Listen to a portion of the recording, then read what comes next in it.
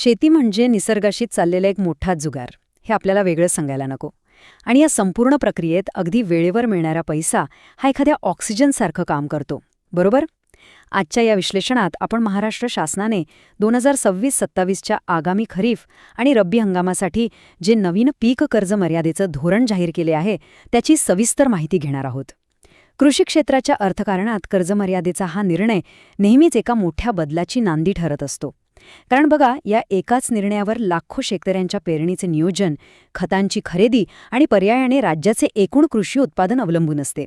यंदाच्या हंगामासाठी सरकारने काही अतिशय लक्षवेधी पावलं उचलली आहेत, ज्यामुळे सुरुवातीच्या टप्प्यातली आर्थिक गणिते पूर्णपणे बदलून जाणार आहेत.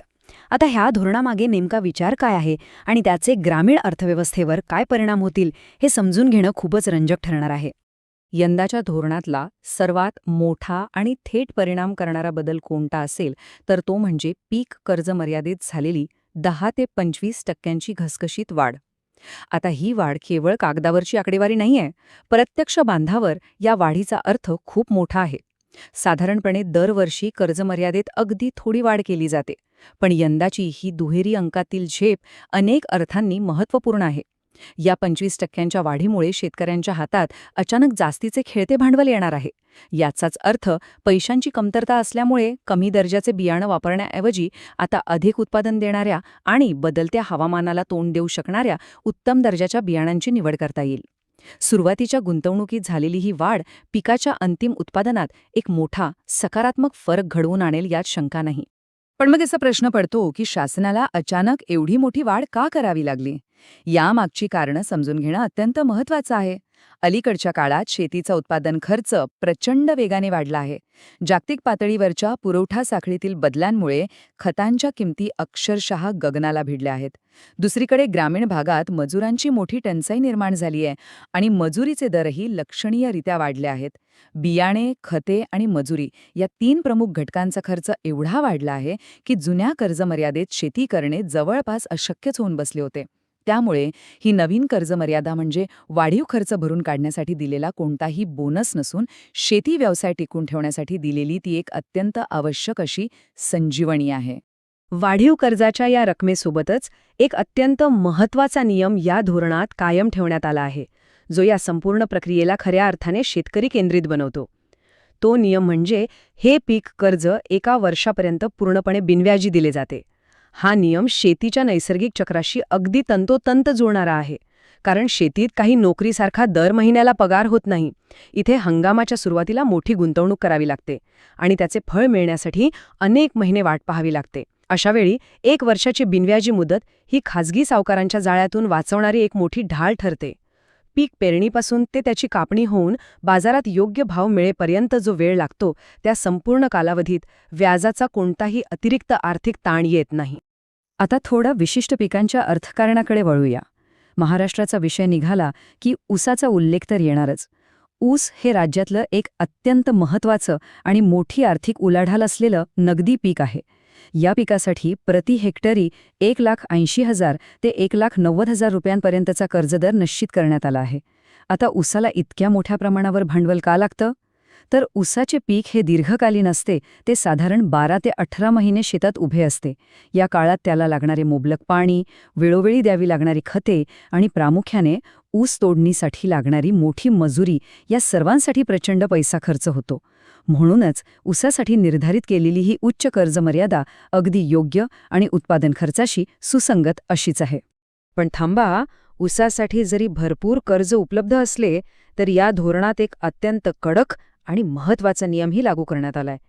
ऊसासाठी पीक कर्जाची कमाल मर्यादा ही 2.5 लाख रुपयांपर्यंतच निश्चित करण्यात आली आहे. म्हणजेच एखाद्याकडे कितीही मोठी शेती असली तरी त्याला ऊसासाठी 2.5 लाखांपेक्षा जास्त पीक कर्ज मिळणार नाही. आता हा नियम का असावा? यामागचा मुख्य उद्देश हा समानतेचा आणि निधीच्या योग्य वितरणाचा आहे. जर अशी कोणतीही मर्यादा नसती तर मोजक्याच मोठ्या आणि बागायतदार शेतकऱ्यांनी बँकांमधील सर्व निधी लाटला असता, नाही का?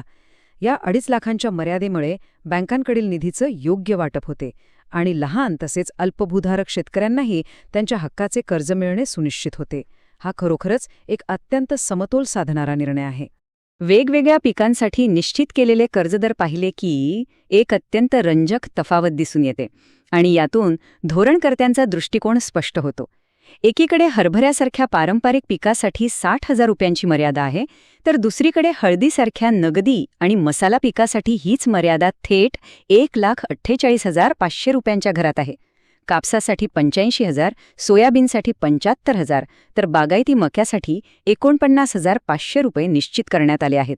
ही तफावत केवळ आकड्यांची नाहीये, तर ती त्या पिकातील जोखीम, लागणारा खर्च आणि मिळणारा संभाव्य नफा यांची सांगड घालते. हळदीला सुरुवातीला खूप मोठी गुंतवणूक लागते, पण त्याचे बाजारातील मूल्यही तितकेच जास्त असते. त्यामुळे प्रत्येक पिकाच्या आर्थिक गरजांचे अगदी सूक्ष्म पातळीवर विश्लेषण करूनच हे दर ठरवण्यात आले आहेत. हे नवीन धोरण केवळ पारंपरिक किंवा तृणधान्य पिकांपुरतेच मर्यादित नाहीये. हे पाहणेही तितकेच उत्साहवर्धक आहे. आधुनिक शेतीमध्ये फळबागा आणि केळीसारख्या पिकांचे महत्त्व खूप वाढले आहे आणि शासनाने याची दखल घेत त्यांच्या कर्जमर्यादेतही भरीव वाढ केली आहे. फळबाग लागवड म्हणजे असं नाही की आज पेरलं आणि 3 महिन्यात पीक हाती आलं. फळबागांना पहिले उत्पन्न देण्याआधी अनेक वर्षांची संयमाची आणि प्रचंड खर्चाची निगा लागते. खते, कीटकनाशके आणि बागेचे व्यवस्थापन यासाठी येणारा खर्च मोठा असतो. त्यामुळे वाढीव कर्जमर्यादेचा हा निर्णय फळबागायतदारांसाठी एका मोठ्या आर्थिक लाईफलाईनसारखाच आहे. थोडक्यात सांगायचे तर जिथे अधिक मूल्याची शेती होतीये तिथे शासन आपले आर्थिक पाठबळ ठामपणे उभे करत आहे. तर मग या संपूर्ण सुधारित धोरणाचा प्रत्यक्ष बांधावर आणि शेतकऱ्याच्या मानसिकतेवर काय परिणाम होईल? बघा, खरीप हंगामाची सुरुवात म्हणजे प्रचंड धावपळीचा आणि तणावाचा काळ असतो.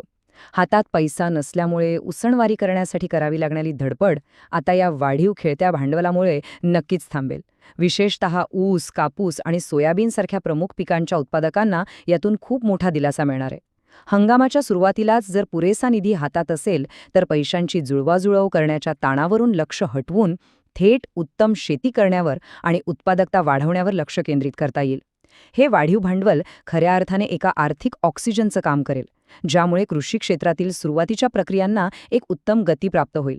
ह्या सर्व सखोल विश्लेषणानंतर एका अत्यंत महत्त्वाचा आणि दूरगामी प्रश्नाचा विचार करणं भाग पडतंय. कृषी क्षेत्रात नव्याने उपलब्ध झालेल्या या वाढीव आर्थिक पाठबळामुळे आणि खेळत्या भांडवलामुळे आगामी खरीप आणि रब्बी हंगामातील उत्पादनाचे चित्र खरोखरच कसे बदलेल? हातात आलेल्या या अतिरिक्त पैशामुळे नवीन तंत्रज्ञान, आधुनिक अवजारे किंवा उत्तम दर्जाची खते वापरण्याकडे कल वाढून राज्याच्या एकूण कृषी उत्पादनात आणि बाजारपेठेच्या समीकरणात एखादी मोठी क्रांती पाहायला मिळेल का? हे पाहणं आता अत्यंत उत्सुकतेचं ठरणार आहे. पीक कर्जाचे नवे दर जाहीर. कर्ज मर्यादेत 25% पर्यंत मोठी वाढ. कापूस, सोयाबीन आणि हरभरा उत्पादकांसाठी मोठा दिलासा. संपूर्ण माहिती पूर्ण वाटली असेल तर चॅनलला सबस्क्राईब करा, लाईक करा, शेअर करा. धन्यवाद.